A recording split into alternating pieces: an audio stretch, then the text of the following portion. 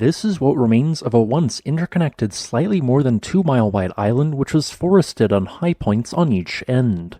Now, there are two distant islands separated by a section of the Pacific Ocean, being both located on the rim of a more than 1 mile wide and 2,000-foot deep hole in the ground. This hole represents a volcanic caldera of the now largely submerged hunga Ha'apai volcano, with the caldera largely forming during the planet's largest explosive volcanic eruption since at least 1991 when Pinatubo erupted, with the most explosive phase of the eruption from Hunga occurring on January 15th of 2022.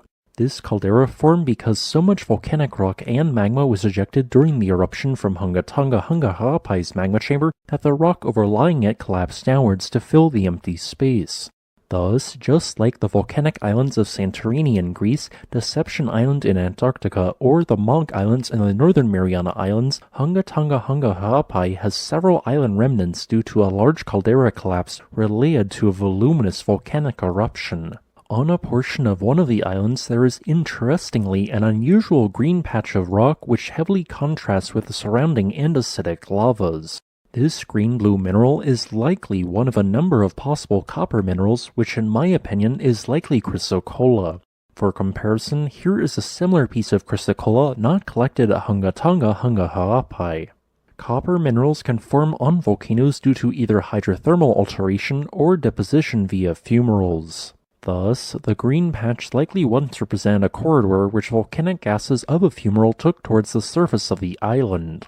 Moving on the west-southwest island of hunga Ha'apai, you can see the direction the blast emanated from due to the pattern of ash which radiates outwards from what is in this photo an off-screen point.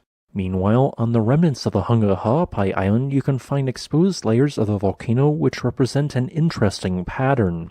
It appears that explosive eruptions are almost always in geologic time, followed up by more effusive eruptions at hunga Ha'apai. This could occur as different phases of the same eruption or two distant separate eruptions.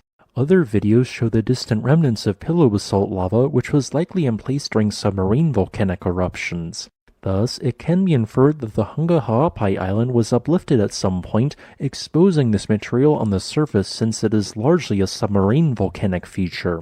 This uplift may have occurred due to the influx of magma into the volcano's magma chamber, slowly uplifting its entire edifice. Although the nature of hunga Ha'apai's January 15, 2022 eruption was somewhat unexpected, this did not mark the first large-scale eruption from this volcano.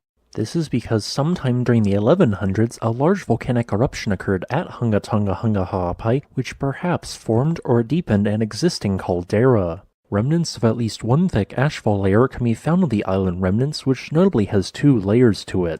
The upper portion represents an ashfall deposit, while the lower layer, which is thicker and low points, represents a pyroclastic flow deposit.